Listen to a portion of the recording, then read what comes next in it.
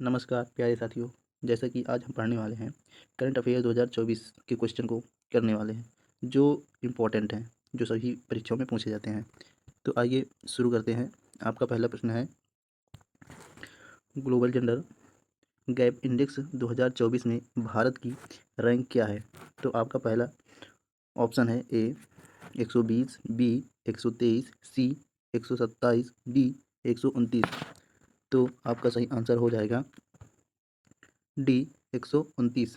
आइए जानते हैं इसके बारे में।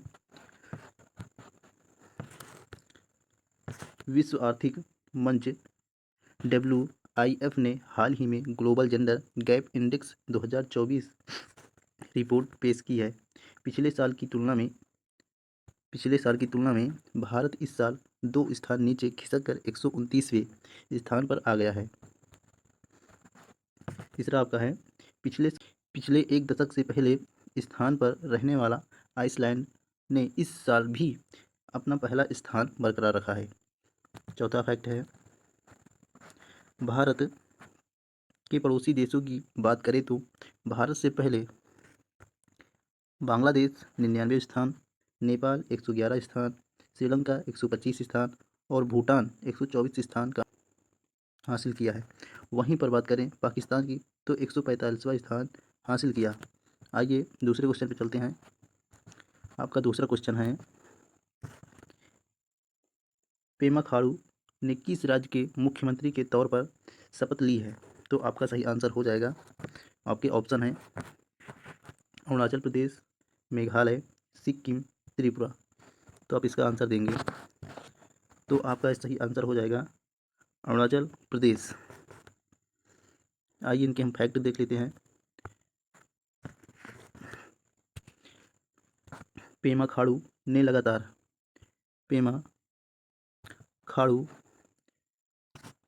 लगातार तीसरी बार अरुणाचल प्रदेश के मुख्यमंत्री के रूप में शपथ ली है।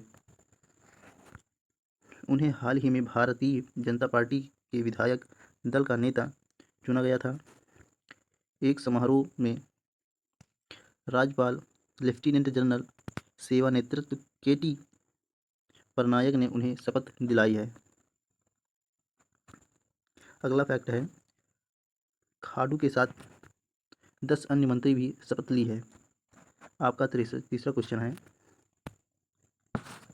अंतर्राष्ट्रीय खगोलीय संघ ने मंगल ग्रह पर स्थित एक क्रिएटर का नाम किसके नाम पर रखा है? तो आपके option A professor Devendra Lal, CV Raman, C Satyendra Nath Bose और आपका ऑप्शन नंबर डी है विक्रम साराभाई। आप लोग सभी आंसर बताएंगे।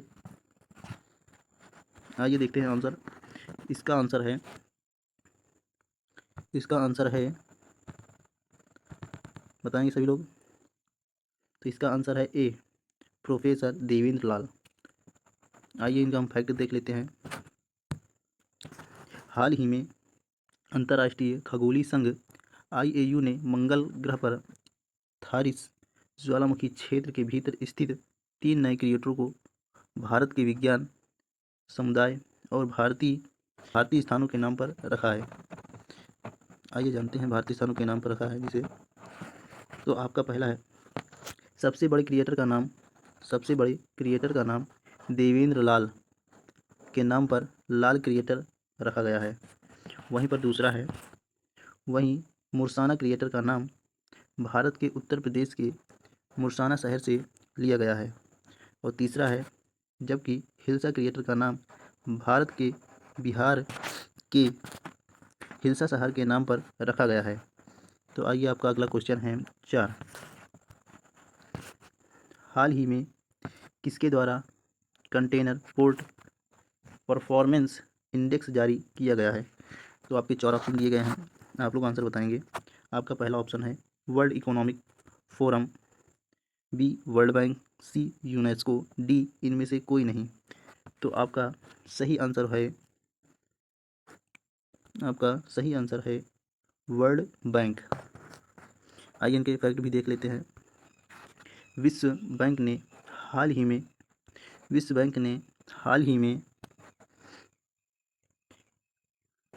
S&P ग्लोबल मार्केट इंटेलिजेंस के सहयोग से container port performance index CPPI दुनिया भर के 405 बंदरगाहों के व्यापक डेटासेट पर आधारित है, जो अब तक का सबसे बड़ा डेटा सेट है। बता दें कि विशाखापट्टनम पोर्ट अथॉरिटी ने इस रैंकिंग में 18वां स्थान हासिल किया है। 18वां स्थान हासिल किया है। आपका अगला क्वेश्चन है 5। नासा भारत में किस IIT के साथ मिलकर मल्टी ड्रग प्रतिरोधी रोगजनकों पर शोध कर रहे हैं? तो आपके 4 ऑप्शन दिए गए हैं। पहला ऑप्शन है IIT Delhi, B IIT Madras, C IIT Varanasi, D IIT Mumbai. तो आपका सही आंसर है बी। आपका सही आंसर है बी IIT मद्रास। आइए इनके फैक्ट हैं कुछ जान लेते हैं। भारतीय प्रौद्योगिकी संस्थान मद्रास IIT मद्रास और नासा के जेट प्रोपल्शन लेबोरेटरी JPL के शोधकर्ता अंतर्राष्ट्रीय अंतरिक्ष स्टेशन ISS पर मल्टी ड्रग प्रतिरोधी रोगजनकों पर शोध कर रहे हैं। अगला फैक्ट है IIT मद्रास नासा के JPL के बीच सहयोगात्मक प्रयास वैज्ञानिक ज्ञान को आगे बढ़ाने और अंतर्राष्ट्रीय साझेदारी को बढ़ावा देगा। आपका अगला क्वेश्चन है 6। G7 शिखर सम्मेलन का आयोजन कहाँ किया जा रहा है? तो आपके 4 ऑप्शन दिए गए हैं। आपके पहला ऑप्शन ए है France, B Japan, C Canada, D Italy. तो आप लोग आंसर बताएंगे। चलिए आंसर बताते हैं बिना समय को बिताते हुए। तो आपका आंसर हो जाएगा D इटली। आइए इनके भी कुछ फैक्ट हैं जानते हैं। ग्रुप 7 G7 का अर्थ है ग्रुप, हिंदी में ग्रुप 7 शिखर सम्मेलन। ग्रुप 7 शिखर सम्मेलन का आयोजन इटली में किया जा रहा है। G7 एक अंतर सरकारी राजनीतिक और आर्थिक मंच है जिसमें कई देश शामिल हैं।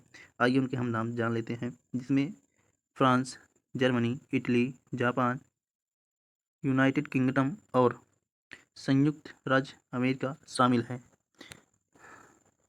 अगला फैक्ट है G7 की स्थापना 1975 में हुई थी।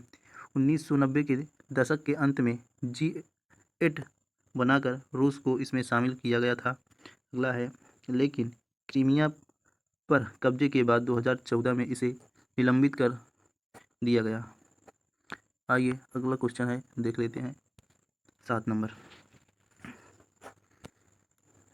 अगला क्वेश्चन है 7 नंबर। भारतीय सेना के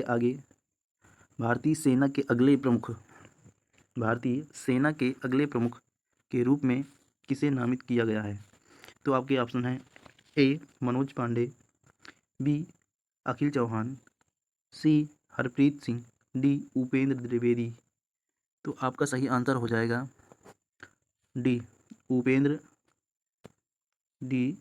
द्विवेदी। इसमें भी कुछ फैक्ट हैं, देखते हैं। लेफ्टिनेंट जनरल उपेंद्र द्विवेदी भारतीय सेना के अगले प्रमुख होंगे। उपेंद्र द्विवेदी 30 जून को जनरल मनोज सी पांडे से सेना प्रमुख का पद संभालेंगे।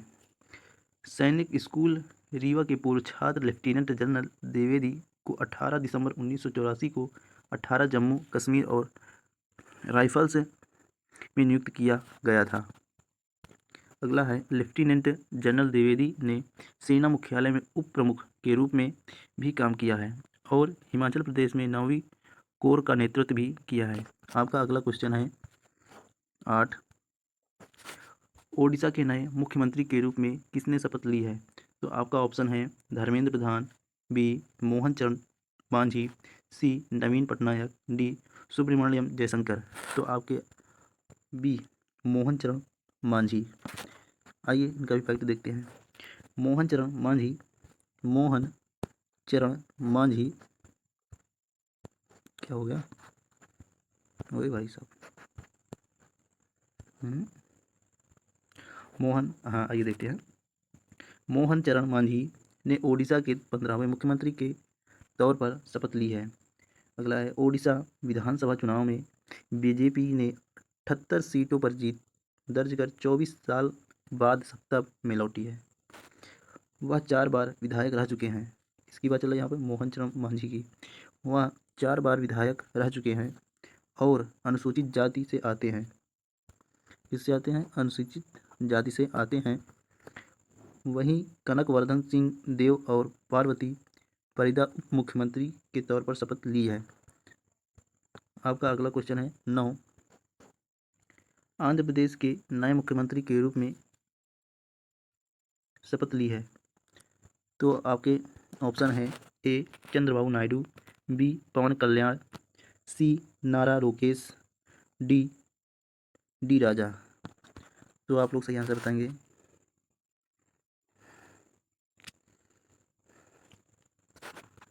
तो इसका सही आंसर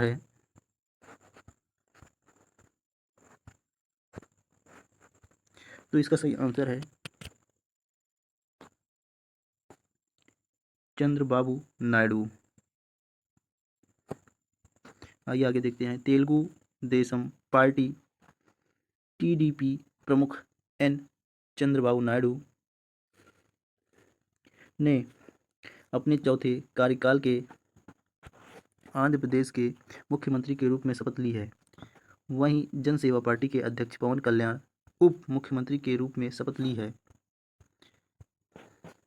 बता दें कि नायडू के साथ 24 अन्य नेताओं ने मंत्री पद की शपथ ली है। आपका अगला क्वेश्चन, जो कि लास्ट क्वेश्चन है,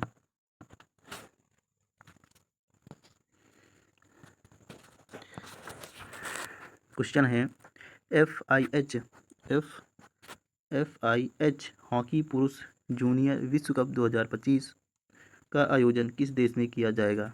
तो आपके ऑप्शन हैं, पहला ऑप्शन है मलेशिया, बी चीन, सी डेनमार्क, डी भारत। तो आपका सही आंसर हो जाएगा भारत। इनका भी फैक्ट देख लेते हैं। पहले FIH हॉकी पुरुष जूनियर विश्व कप 2025 का आयोजन भारत में किया जाएगा। अंतर्राष्ट्रीय हॉकी महासंघ FIH के कार्यकारी बोर्ड ने हाल ही में यह फैसला लिया है। यह टूर्नामेंट दिसंबर 2025 में आयोजित किया जाएगा, जिसमें 24 टीम हिस्सा लेगी।